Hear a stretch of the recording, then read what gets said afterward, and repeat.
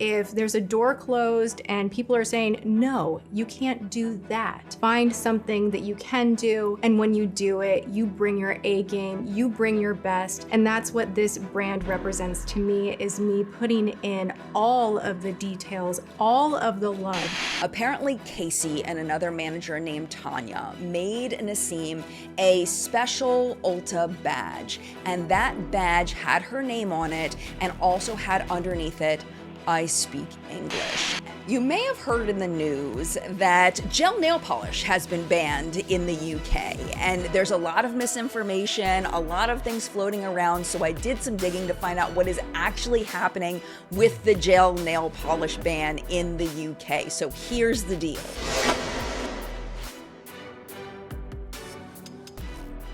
Hello, my friend. Welcome back to What's Up in Makeup, where we talk about everything that happened across the beauty space, all in one place. But before we get into this week's news, we need to take just a moment to thank this week's sponsor. I don't know about you, but whenever I have to go to a new doctor, the hardest part isn't actually going to that appointment, but it is everything that happens before. It's the searching for a new doctor. It's the trying to call the new doctor. Sometimes they answer, sometimes they don't, and then you have to wait for them to call you back, and then maybe you're not by your phone or you don't recognize the number and you don't answer, so you have to call back, and it is this whole mess. And then finally, when you get them on the phone, you find out they either don't have appointments or they don't take your insurance, and you have to start all over again. And that story, which might sound very familiar, is why I'm so excited to share with you this week's sponsor, ZocDoc. ZocDoc cuts out all of that back and forth and gives you a straightforward way to make an appointment with a doctor that has appointments and also takes your insurance. Personally, for me, the biggest sticking point is that actual phone call, because I have phone anxiety, and I know that sounds weird to a lot of people. People are like, why don't you just pick up the phone and call? Oh my gosh, the stress and anxiety that I feel calling a new office it's a lot for me. I get it, I know, but you may have anxiety for something else. This is my thing, okay? So because of that anxiety, I have not made appointments for a long period of time. I'm talking years at a time. ZocDoc has officially solved that problem for me. And the best part about ZocDoc is that it's 100% free for patients to use. There's no hidden costs. There's no hidden subscriptions. There's no upgrades to get this or this or that. Oh no, it's just free for us. It's basically a search engine for doctors. So you go on there, you search for a doctor in your area that takes your insurance, and then when you find one, you can click on it, see the appointments that are available, and then just click and book, and you're done. And the other thing too that I really like about the way ZocDoc has it set up is, like, let's say I see someone, I think I might vibe with them, but I'm not really sure. You can go and look at verified reviews from people that have visited that doctor to see, kind of get a better idea of whether this is going to be a good doctor for you or not. There are over 100,000 providers over on ZocDoc from all different kinds of specialties, from general practitioners to OBGYNs and dermatologists and podiatrists and pediatricians and dentists and so many more. Since I learned about ZocDoc, I have stopped procrastinating on all the things, and I have found quite a few doctors, not just for me, but for members of my family, and it has been absolutely seamless. So if you've been putting off scheduling an appointment, this is your chance. Head over to ZocDoc.com/JENLUV. There's also a link in the video description. Or if you just want to check it out and see what it's all about, again, it is absolutely free. Whether you use it or not use it, you have full access to the entire website to go look. So again, it's ZocDoc.com/JENLUV. Link is in the video description. If your body has been telling you to go make a doctor's appointment, go do it now. Your future self will thank you for it.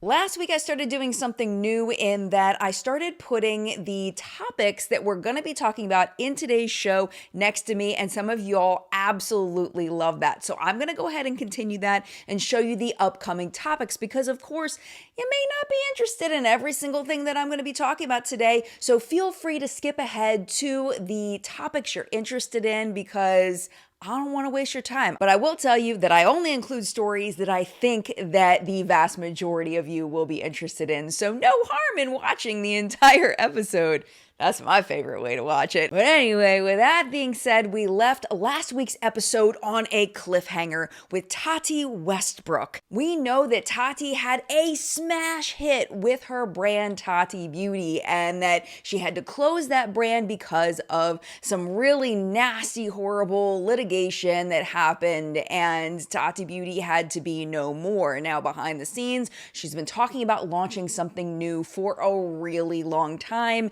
and we knew that was going to be launching soon, but we didn't know what it was going to be. Now we know. It is a company called Details by Tati. She put up a launch video on September 1st. Here are a few clips. This just signifies a moment of picking yourself up and moving forward anyway. If there's a door closed and people are saying, no, you can't do that, find something that you can do. And when you do it, you bring your A game, you bring your best. And that's what this brand represents to me, is me putting in all of the details, all of the love, literally no stone unturned. I thought of everything with these brushes. I feel it deep in my soul that you guys are going to have the best time with these brushes. They are going to help elevate your makeup game, whether you are a beginner, a professional, whether you wear a lot of makeup or a little bit of makeup. These are thought through. They work with all makeup, creams, powders. We have the full face, everything you need A to Z. This is gonna help all of your makeup, whether luxury or drugstore, to perform better. The quality, the shape, all the details in these brushes are top notch. This is the packaging. Get your illustration on the back. The story continues. Yes, it does, because I refuse to quit. 3, 2, 1, let's get in it. I packaged these this way with intention. You're gonna see that as a theme throughout this entire video, that I say the details, like I thought of this, I thought of that. I personally cannot stand brushes that come in the plastic containers, or even sometimes cardboard that's heavy and you're trying to get the tape off and it's paper cutting you, and then it's kind of anchored in and you're kind of pulling things out, and it's a nightmare. Also, shipping it is a little bulky, so I wanted to do something that was sleek, did not have a lot of waste. Here's the tea with the brushes. I am the founder, I am the CEO, I am the creative director, I am the woman behind everything. I do not have an investor. I poured all of my own finances into this brand, so we are not starting the launch with 100,000 palettes like I did last time. According to the brand website, it reads, Details by Tati are the epitome of luxury makeup brushes, FSC certified birch handles, eco-conscious finishes, and custom weighted design unite sustainability with artistry, crafted for flawless control, comfort, and performance in every detail. Engineered with precision ferrules and 100% vegan PBT fibers, our brushes deliver unmatched durability and pro-level performance. Luxuriously soft yet resilient, these cruelty-free brushes elevate every application with artistry, integrity, and timeless luxury. In Tati's launch video, she also mentioned that they are handmade versus machine-made. And another interesting touch that Tati put on these, specifically, it's just the first run, they all have stamped into them first edition, which I think is super, super smart marketing-wise, because it gives that air of exclusivity, the wanting to get in on the first run. It's a collector's item for Tati fans. There are 3 sets available, and I do think the price point is going to be a barrier for some people. 7 brushes in each set, and the cost of each set is $133.25, which breaks down to about $19 per brush. Of course, if they were sold individually, the face brushes would probably be a little more, the eye brushes would probably be a little less. Here's the breakdown of the different collections. We have the Essentials collection, which with a large powder brush, a precision foundation brush, focused face, effortless crease, flat shadow, lash line blender, and firm brow. Then we have the expansion set, the soft sculpt, the diffusing blush, the pointed powder, soft blur concealer, smoothing crease, lifted shadow, and focused liner. And then we have the specialty set. It includes the expert foundation brush, lift and blur, sculpted contour, radiant highlighter, wide eyeshadow, petite crease, and mini sculptor. Each set does, of course, have descriptions of each brush, what their uses are, and Tati's full video also goes into how she chooses to use each brush and why she designed it the way that she did. I actually really love the idea of having the multiple sets because a lot of Tati's fans have been in this space for a really long time, and a lot of people have collected brushes over the years, so it's nice to be able to pick and choose which set may be right for them. What I don't love is that they're not sold individually, because based on Tati's video, she definitely hyped up some brushes more than others, and I can see some people really just wanting to try 1, 2, 3 brushes rather than a curated set. I'm going out of order just a little bit because in the Essentials set, this is my favorite brush. This might be my favorite brush overall, and I don't want to play favorites, but this is just how it is. This particular foundation brush is the very best foundation brush I have ever used, ever. So you're going to load your brush up on the back of your hand or a palette, and you literally are going to paint. It's not leaving weird brush strokes. It's covering the skin completely. Good. This is going to get in those hard to reach areas of the face. For me, it's this little divot in my chin. It's in between my eye and my nose, in between my eyebrows. If you ever do your brows first and your foundation second, this is a dream because you can really go on top of the brow, carve out the brow. It lays down product like a dream, like second skin, but you're still covering and getting everything you want out of your foundation. Now flip it to the other side. On the other side right here, we have this juicy, densely packed foundation brush, and you can literally just press. It's going to blend everything in so seamlessly. This is a lash line blender. Now, if you've ever used a chubby liner and you wanted to smoke the liner out, this is the perfect brush for that. Perfect for the lash line, perfect for the lower lash line. But I also find this type of a brush, because it's pretty densely packed, but pretty petite, narrow. It's perfect for concealer on the face. If you're someone that goes into a high coverage conceal pot, you go in, it's gonna cover your melasma, any acne, discoloration. So I love using this one, even though it is an eye brush on the face. The EX6, the lifted shadow brush, which I also use on my lips. I think this is the greatest shape of a brush for so many reasons. You're gonna take a little bit of your lipstick, you are going to blend your lip liner down into that lipstick, and you're gonna have no harsh lines on the mouth. I do wanna sell brushes individually, but financially, I couldn't make that happen and make it make sense with free shipping and all of that. So we decided to put them in sets and curate them that way. What I do know is that Details by Tati, the Instagram account, has already accumulated over 300,000 followers, which is a lot for a brand new brand. So that tells me that there is a lot of interest in this. Now, I cannot lie to you, I was a little bit personally disappointed that it wasn't a makeup or a skincare product, that it was brushes, because I do own a lot of brushes and a lot of brushes that I really like. And I know a lot of people, they feel the same way. However, I do see why she probably did this. First, brushes are something that's universal. Anybody of any skill level, skin type, skin tone should be able to use brushes. It markets to the widest audience. So I get it. However, I was really kind of rooting for Tati Beauty to come back in a version of her Textured Neutrals palette, because it really was a fantastic eyeshadow palette. But who knows? Maybe she's going to launch makeup in the future. We'll just have to wait and see. But I would love to know your thoughts about Details by Tati. Do you think that it's a smart move? Are you interested in the brushes? Not interested in the brushes? Let me know your thoughts down in the comments. I'm going to start this next story with revealing a bias. My bias is that I do not like the business structure that is multi-level marketing. I view it as predatory. I view it as a way for the big wigs of a company to make a lot of money by making promises that don't end up following through for the people that are at the bottom of the pyramid-like structure that forms when MLMs get going. As a huge Hannah Alonso fan, not a fan of multi-level marketing, aka direct sales, which was the rebranding. And speaking of rebranding, Mary Kay is trying to rebrand their company for a younger audience. As you probably know, Mary Kay has been around for a really long time, and a lot of their customer base is getting older. So in order for the brand to survive, they need to have more people purchasing and becoming affiliates that are younger people. And that's where the new campaign comes in,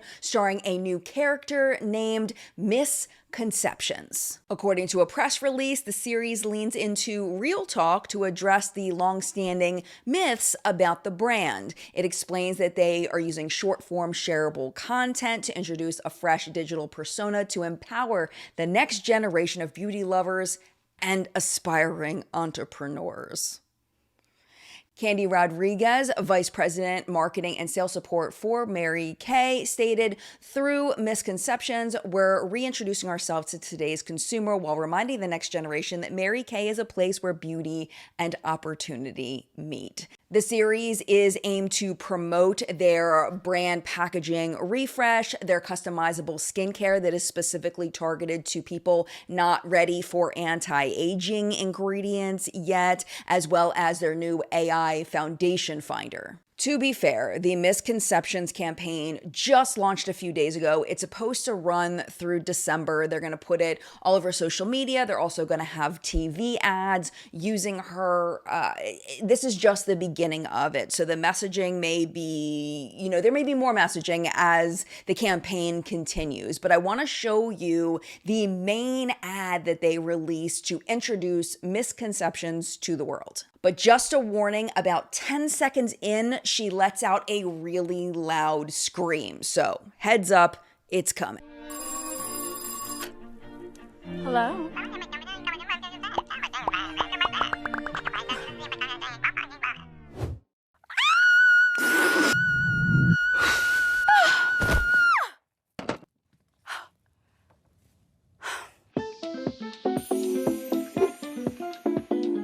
Bestie, I'm Misconceptions, here to serve looks and clarity about Mary Kay. I'm hydrated, I'm unstoppable, I'm 90% finishing spray. Mary Kay is for everyone, not just your Nana, but shout out to her anyway. What would Mary Kay Ash do? She'd contour, then conquer, moisturize, then monetize. She'd hydrate, then dominate.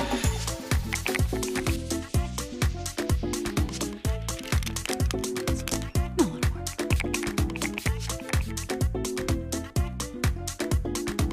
Perfect. There's a lot of rumors swirling around out there about our products and our company, and I'm here to set the record straight.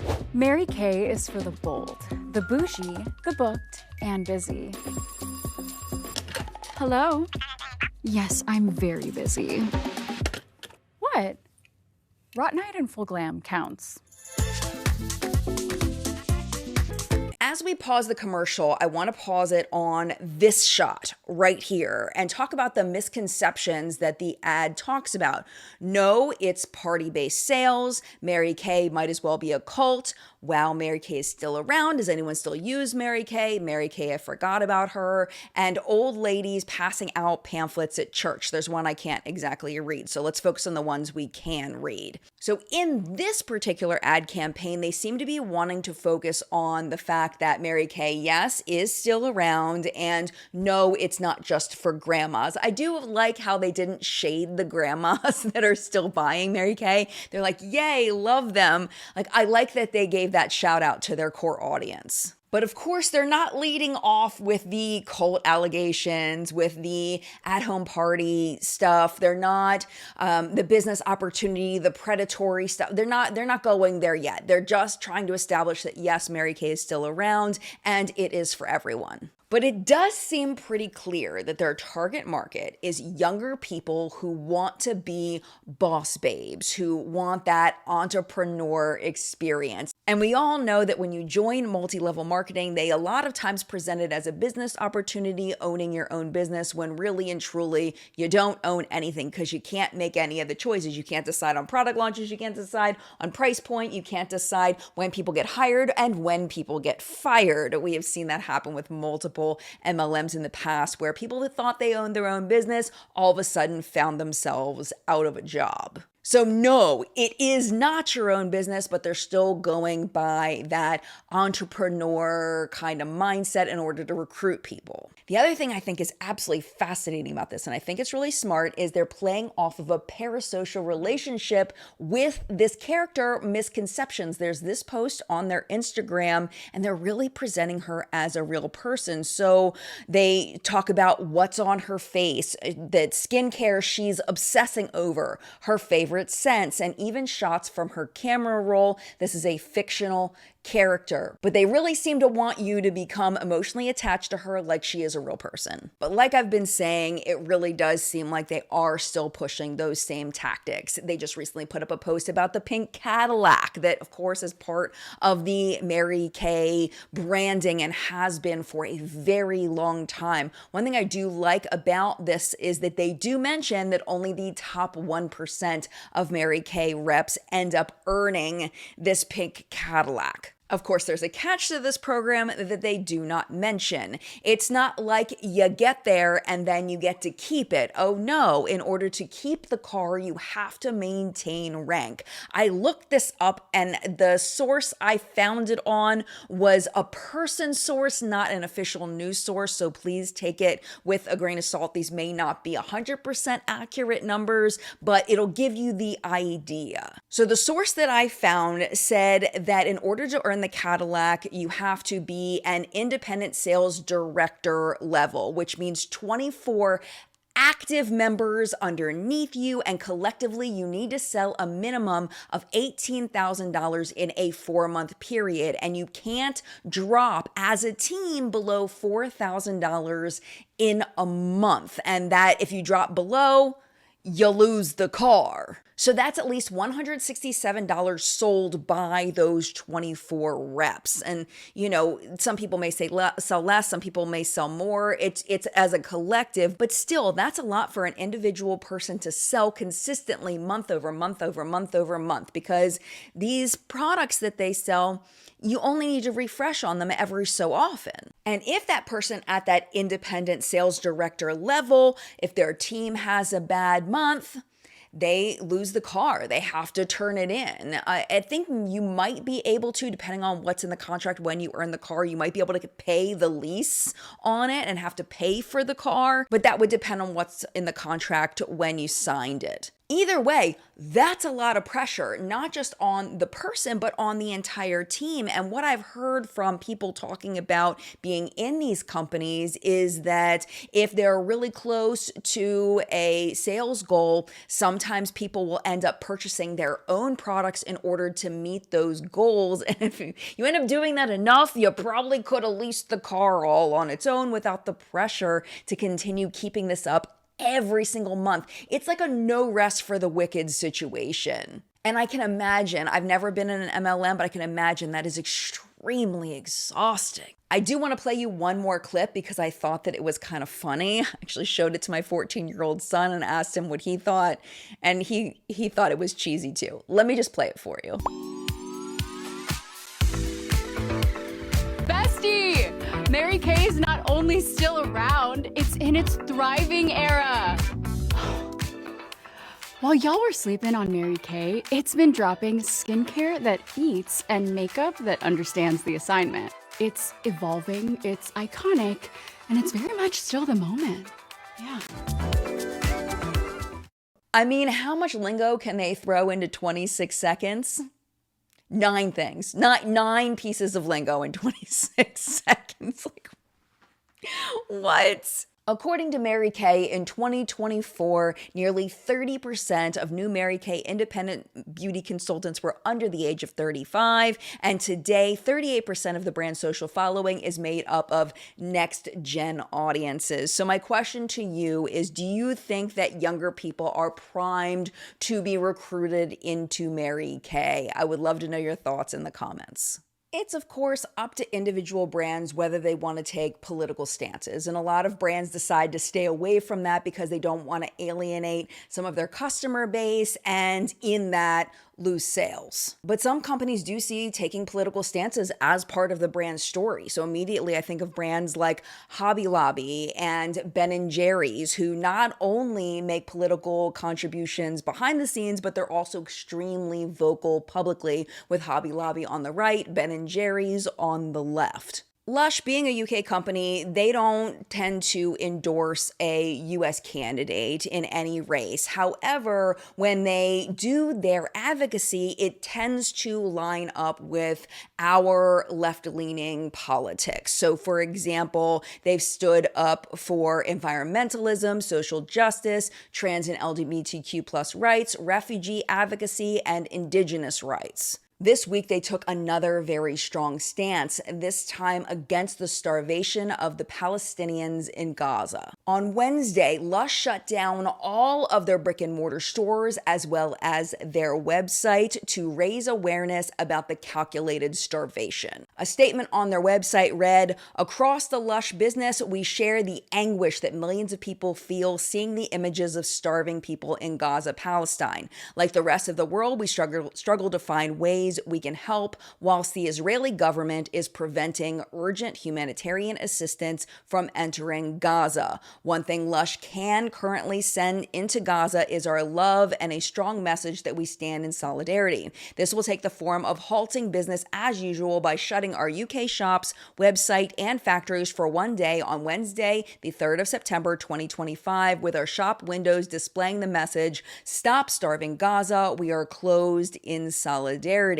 But you may be asking yourself, how could this help in reality? Well, Lush says that basically what it's doing is punishing the UK government, in that for one day, they won't get the tax revenue from the huge Lush business in the UK, and they're trying to send a message. Lush stated, quote, "We hope they too hear the message our closure sends, with more government action needed to bring an immediate stop to the death and destruction, including an end to arms sales from the UK." Lush then asked for forgiveness from customers for any inconvenience, but then put out that they believe that a lot of the people that buy from Lush have the same value system and believe in the same thing. And their evidence in this is that they had a fundraising soap. It's a watermelon soap, and it was their most successful single issue fundraising product in the history of the company. Proceeds from the item went to child mental health support in Palestine.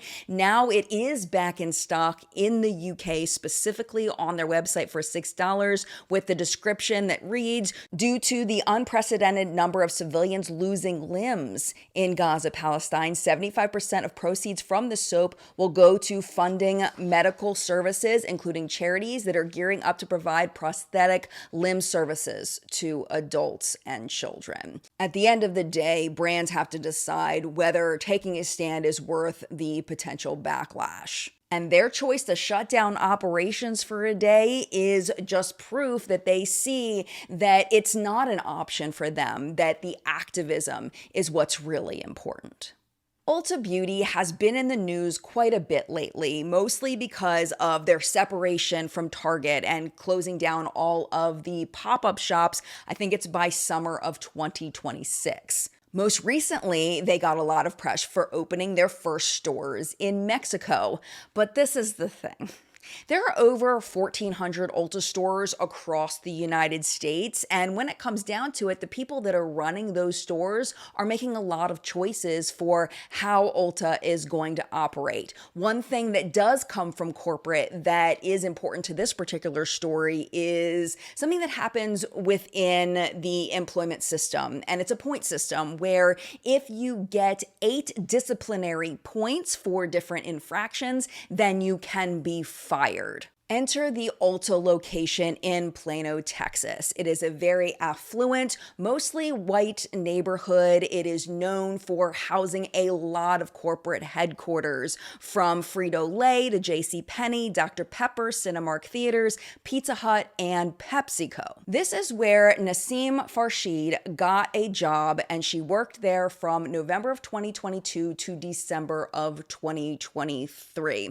Nasim herself had moved from Iran back in 2013, and because her native language is Farsi, English is her second language, she does speak English with a strong accent. Nasim is suing Ulta Beauty, and here is the story directly from the lawsuit. Now, I just want to be very clear that this is Nasim's perspective. All of this is alleged, but I'm going to be speaking from that perspective of reading just from Nasim. From what I can see, Ulta, as of now, hasn't submitted any kind of rebuttal, so all we have is Nasim's side at this point. About 2 months after Nasim started working for Ulta, this is January of 2023, she got COVID. And she said that she went through the proper channels, notified them, said she was sick, of course came back when she was feeling better, and she was assigned a disciplinary point. The disciplinary point was assigned by her manager. Her manager's name is Beth. For not showing up for work. Now,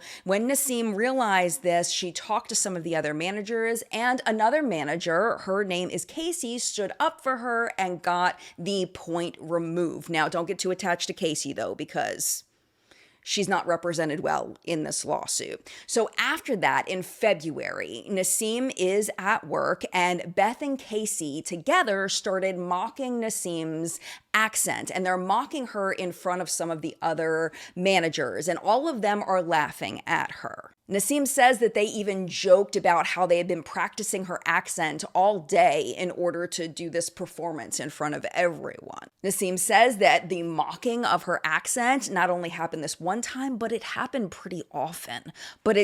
Unfortunately, it does get a lot worse. So the following month, Nasim was accused of giving an extra discount to an employee and given a disciplinary point. But when they looked at the receipt, they realized that that point had been issued in error, and then she hadn't given that extra discount, so the point was removed. It was around this time that Nasim started getting migraine headaches, and she went to the doctor for them, and the doctor said that it was likely that the headaches were coming from the stress that she was feeling at her job. She said that on one occasion, the headaches were so bad that her husband had to drive her to the emergency room to see what was going on. So 5 months go by, and Nasim says that she's putting up with this almost on a daily basis. She starts going to go see a therapist to help her deal with it and cope. It is there where the therapist diagnoses her with anxiety and depression. They believed that this was induced, again, by the stress at work. And if all of this wasn't bad enough, there are photos of this that I'm going to show you directly from the lawsuit.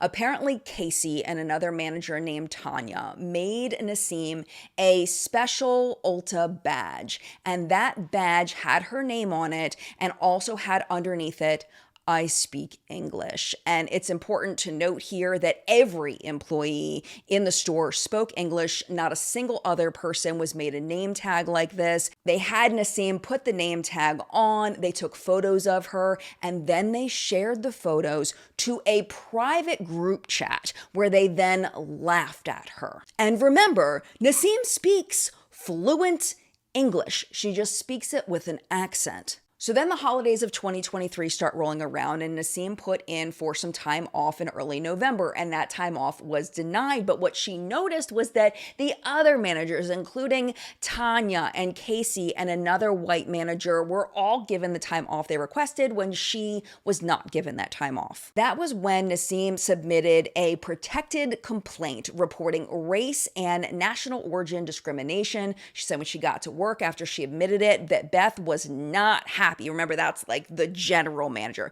really not happy with her, and that she yelled at her. And not only that, she said that Beth's hostile behavior toward her escalated after that and got so much worse. About a week and a half later, Nasim had pretty much had enough of everything, and she went into Beth's office and she got emotional because it was just really, after all this time, just she couldn't hold it in anymore, and she started crying. And instead of Beth being sympathetic, Nasim says that that Beth yelled at her. And not only did she yell at her, she assigned her a disciplinary point for the conversation. When the conversation was over, Nasim said that she had a literal panic attack and that those panic attacks started happening daily after this incident. Over the next few weeks, Nasim accumulated a total of 7 disciplinary points for various reasons, mostly for being late or not showing up to shifts. But what she said happened, and again, she has screenshots of this. She says that she believes that Beth was marking her time, like going in manually and marking her time as 1 minute late. So it would show and flag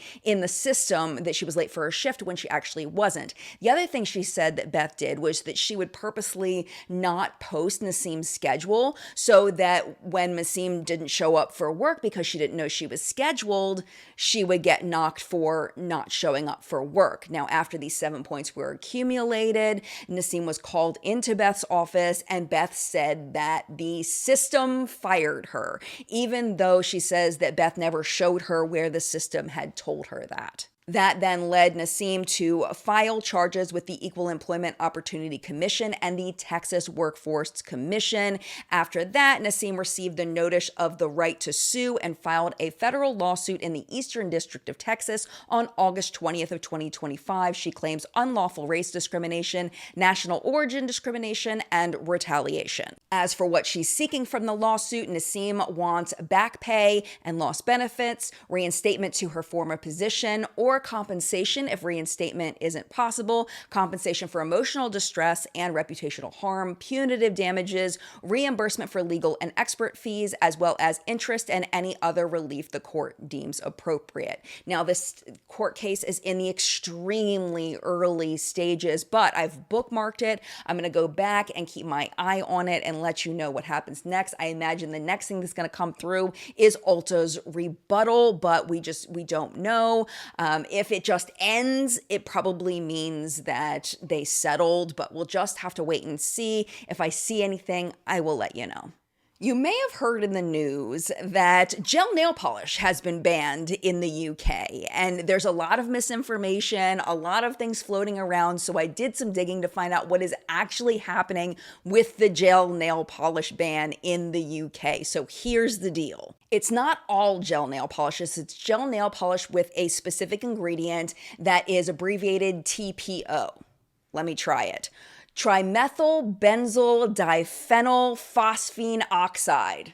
How'd I do? I feel like I did pretty well. It was deemed unsafe by European officials for posing health risks such as cancer and reproductive harm. And it's not just polishes that you can buy in the store. They're also going after the polishes used in nail salons, and they're asking salons to throw away any polishes they have that have this TPO in it and replace them with alternatives that don't have that ingredient. Now, you may be asking, well, what is TPO? Why is it even in nail polishes? The term for what it is a photo initiator. It is a type of compound that turns liquid into a solid when it absorbs light. So it's the hardening ingredient in a lot of gel nail polishes. They use it specifically in gel nail polishes because of its curing efficiency and its resistance to yellowing. So the next question is, what was the research? Why did they decide to ban this? What is this based on? Okay, so first, the EU identified TPO as a substance of concern in spring of 2024 because the toxicity data from animal feeding studies raised red flags. So that eating the TPO in high amounts caused fertility issues in the animals. Eating it, like a lot of it, in its raw form. Allure magazine did a fantastic article on this ban. Of course, all of my sources are always linked in the video description, but they talked to professionals about this, and a couple of cosmetic chemists weighed in on it. One of them said that the EU is taking a hazard-based approach instead of a risk-based approach. So the hazard-based approach is If there is a potential of something happening, we will just ban it rather than looking at how something is used and whether it's likely for someone to be harmed by something. And my personal issue with that, and in general, just in general, is if we took that for everything, oh my gosh, so many things would be banned. Apples would be banned because of the seeds and ingesting too many seeds. If you chomp them, it can be poisonous. Lima beans you can't eat raw because that's really bad. Elderberries, apparently in large quantities, can be poisonous. Nutmeg in large amounts can cause hallucinations and nausea and seizures. I mean, technically, all of these things could be considered hazardous, but the chances of somebody eating spoonfuls and spoonfuls of nutmeg and then having seizures because of it are pretty darn slim. So it is legal, both in the EU and around the world, to my knowledge. So just like people aren't sitting around eating 40 apple cores and cupfuls of raw lima beans, people aren't chugging gel nail polish, just full stop. But of course, as the news is, people are hearing about the ban and not why things are being banned. And now on TikTok, there's all these videos about, the EU is always banning all these toxic ingredients, and why doesn't the US ban the same ingredients? And it's like, oh my gosh, and it's because the whole story isn't being told. I know what you might be thinking, but what about nail biters, right? Because if you do that, chances are you are going to ingest some. And I know when I had my marshmallow business, I had to make sure my nails were not painted because I didn't want little chips of my nail polish to accidentally get into my marshmallows. And same thing if you're making bread or anything sticky, little pieces of nail polish can come off into your food. So what does that mean? What about that? And the Lord did ask that question to a cosmetic chemist named Amanda Lamb. And she said that once the nail polish cures under the UV light, there's no opportunity for the TPO to penetrate the skin as it locks into a solid state and deactivates. And in that, as long as your gel nail polish is cured, you won't be eating the pure TPO if you bite a little off or it ends up in your homemade pizza dough. Regardless of all of this, concerns about TPO have been going on for years. I think since 2019 is what I could find. So brands have been looking for a replacement for TPO for quite a while, just out of the utmost of caution and anticipation of something like this, because we all saw all of this go down with parabens, and it seems like this is another one of those situations where an ingredient is being pulled out of the utmost of caution, even if the likelihood of somebody actually being harmed is pretty slim. All right, are you ready for the product report? Okay, so I wanted to share with you really quickly. This just came in the mail and I'm really excited about it. This is one of my favorite indie brands, Gourmand Girls. They just released their Trapped palette and I wanted to swatch a few of these for you. I did use this in combination with the Glaminatrix Nearly Natural palette. That's what I have up in my crease, all of this red, but on my lid are all shades from inside this palette. So I'm gonna swatch for you the shades that I used today. There they are, that's my lid color, and bam, bam, bam. Now you can see the pigmentation on that light yellow shade is pretty light, so it did need a bit of building. However, it did build pretty easily. Let me just do 2 more swatches on it so you can see how opaque it becomes. And once it became opaque, it did not fade away. Just for funsies, I'm gonna swatch some of the other shades for you so you can see what they look like. Oh my gosh, that one's really pretty. Bam, bam, bam. Ooh, that green really swatched well. I wasn't sure how that one was going to come out. Now, I didn't build any of these. These are just one swipe. Those are the shades I didn't show you. And then, of course, there's these guys over here that are on my lid today. So really, really beautiful color story there. A lot of fun. I also want to swatch for you some of the shades in the Nomad Witch City Salem palette. Still haven't played with it yet. I was gone all last week in Texas visiting my friend Audra, but I wanted to show you this anyway because I know that some of you are really digging on the Halloween stuff and really want to get into buying that now. Ooh, these shades are so pumpkin-y. Hopefully I can fit them all. We will see. Ooh, I like that purpley one. Try to swatch them a little closer together because I'm gonna run out of space. Now, the only one that didn't swatch well was that gray called Spirits and Spells. I'm gonna double swatch that one. There we go, built up nicely. I think that might be all I can comfortably fit. I don't know, do you think I can fit 6 more down here? Probably not. So let's just look at these first and then I'll swatch the other ones. Really pretty. These are all the purples.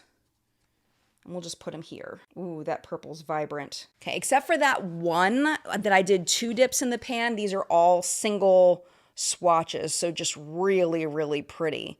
There's those and then those. This color story is clearly not a natural palette. So if you're that clean girl aesthetic, this one isn't going to be the one for you, but if you love that pop of color or if you love doing colorful looks, this seems like it's going to be a good one. Now let's talk about products that I don't have, starting with RHODE Beauty launching in Sephora. Now it's like, you know, it wasn't that long ago. It was like May, which wasn't that long ago, where I was talking about how good of an idea I thought it was that e.l.f. had acquired RHODE Beauty, that it was going to be great for both of them. e.l.f. was crushing it, RHODE was crushing it, combining forces, it was gonna be amazing.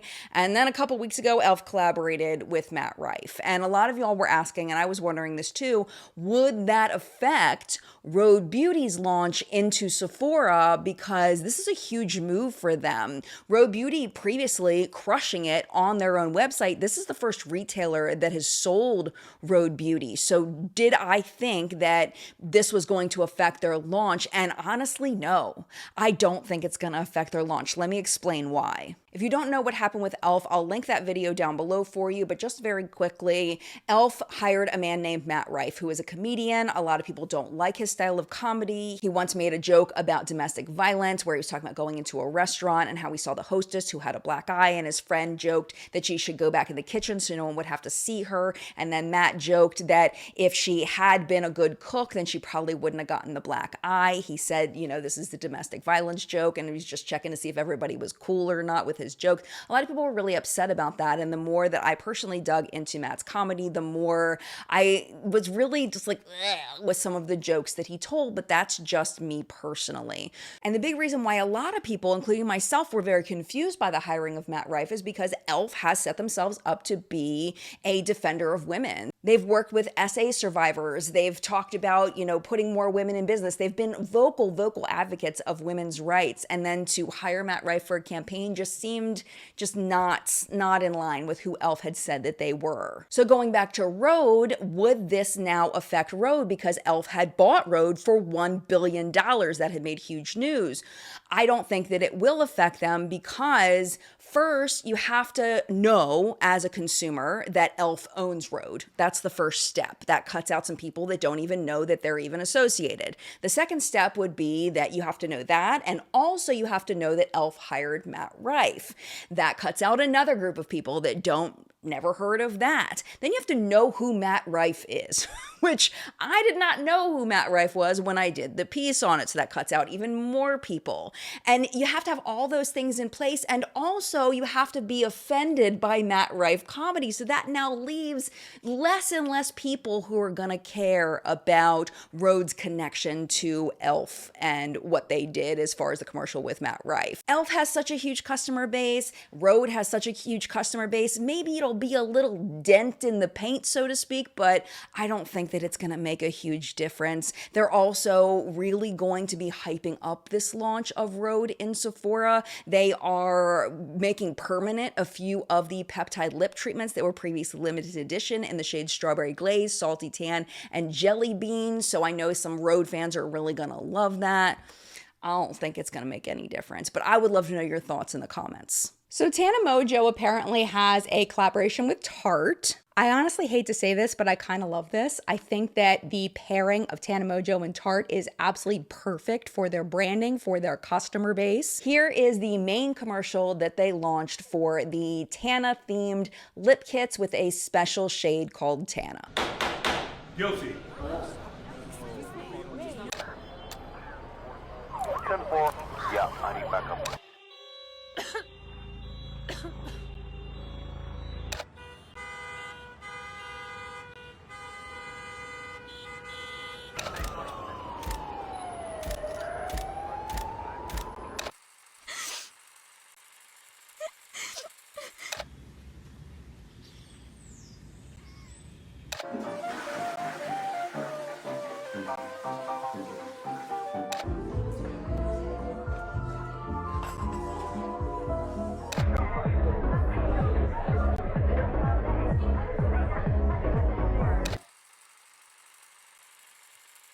Along with the commercial, along with the promotion of the products, they also had this huge launch party. And at that launch party, they interviewed people asking them about stories they had about Tana. And if you are not familiar with her, she grew her entire career from the start in these wild story times. So this gave an opportunity for some of her friends to tell some of the wild stories they have about Tana, and also increase that parasocial relationship with Tana fans and attach that to the collaboration, which is marketing brilliance. The first person in this clip is the CEO and founder of Tarte. Her name is Maureen Kelly. Bleach and tone, bleach and tone, bleach and tone. Projectile vomiting into my mouth. Such a big chance that I'm gonna get murdered after I upload this video. She's like breathing like. First trip in memory with Tana was on the beach in Turks and Caicos. Someone was forcing tequila down all the girls' throats, and you could tell they didn't want to do it. They had just gotten there, but they were like, okay. And Tana was like, no, we're stopping this now. And then she forced it down their throat. It was so freaking good. So I'm Amari, Tana's brother.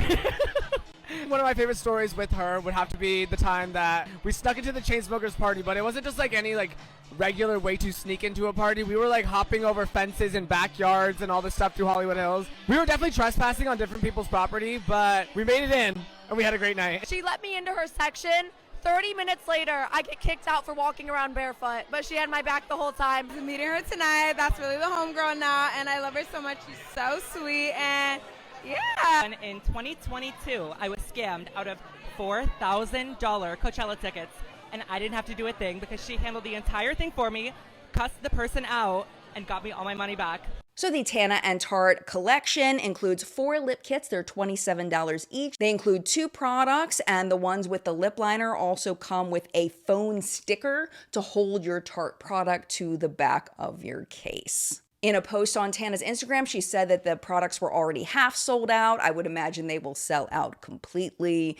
And yeah, it's just like, no matter how I feel about Tana as a person and the things that she's done in the past, the associations that she's had, all of that, I think that this pairing with Tarte is really smart. Next up, we have a celebrity that I don't think I've ever talked about on What's Up in Makeup. There has been no need, and it is a gentleman named Shaquille O'Neal. Shaq has done a lot of things. Along with being a very famous former NBA player, apparently has a collection of rap albums. He's been in a bunch of movies. He even has his own gummy candy where you literally eat his face. I've seen them in the store. They're kind of wild, but now he's launched his own fragrance line, and it is specifically in collaboration with JCPenney. He has right now a big and tall clothing line over there, so this launch is going to be in the same section in the stores where he has his clothing line. They're talking about that they're going to expand the fragrance outside of those select stores in the future, but for right now, it's only the stores that sell his clothing line. It's described as a sophisticated eau de toilette packaged in a sleek black bottle with gold and copper accents and a Shaq signature. In a press release about the launch, Shaq revealed, quote, "This fragrance is all about presence. It's strong, smooth, and leaves a mark. Just like I aim to do in everything I take on, I wanted something luxurious but still within reach, and this is it." The fragrance says that it opens with notes of bergamot, grapefruit, and black pepper. Cardamom, suede, and benzoin are in the heart, and then tonka bean, amber, and musk serve as the base. It is available now on their website and the JCPenney website for $55 for a 4.2 ounce bottle. And for our lighthearted story this week, you know, as adults, we don't talk about our parts enough. It wasn't until I was a whole ass adult before I knew the names of the parts of my downstairs mix-up, and that's just not okay. We need to talk about, we need to destigmatize it, and that is what vitamin company O Positive did this past week in New York City. And they did that with a giant vagina right in the middle of the city. Now, I've said this before and I will say it again and I will stand by it. I am not a fan of using supplements for vaginal health without a doctor's recommendation, but I am a fan of destigmatizing, which is what I wanted to talk about today. So O Positive took over Gansevoort Plaza in New York City for Wet Girl Summer. It included a 12-foot high vagina sculpture. The idea was to highlight women's pleasure and vaginal health front and center, turning taboo into spectacle, drawing over 2,500 attendees and 10,800 consumer impressions with over 14,500 pieces of cheeky branded merch distributed. Beyond the shock value, attendees fueled progress in women's health research, with O Positive donating over $20,000 to the Society for Women's Health Research. And I love that. I think that's absolutely fabulous. And that, my friend, was what's up in makeup this week. Thank you so much for watching. And of course, as always, thank you to the What's Up in Makeup Facebook hunters. Their names are scrolling below me. Thank you for all of your submissions this week. I appreciate you so much. Just a reminder, there will be no What's Up in Makeup next weekend because I'm going to an event called Creators and Friends in Catskill, New York. I am so excited to meet up with some new people, some people that I've met before. These are my social outlet. This is where I get to see my co-workers, and I love these events so much, so I'm going to be gone until Friday, and that means I won't have time to do the research in order to film on Saturday. But I don't see why we can't have live chat on Sunday. Our live chats take place at about 10 a.m. Eastern time, and we hang out, we talk about makeup. We're doing one today. If you want to join us, great. If you can't, you can always check it out on the replay by going to my channel page, clicking on the live tab. They are housed there, or if you're subscribed, you should be subscribed, because how many of my videos have you watched? But if you are subscribed, that's the easiest way to find everything, because they should just be hanging out in your subscription feed.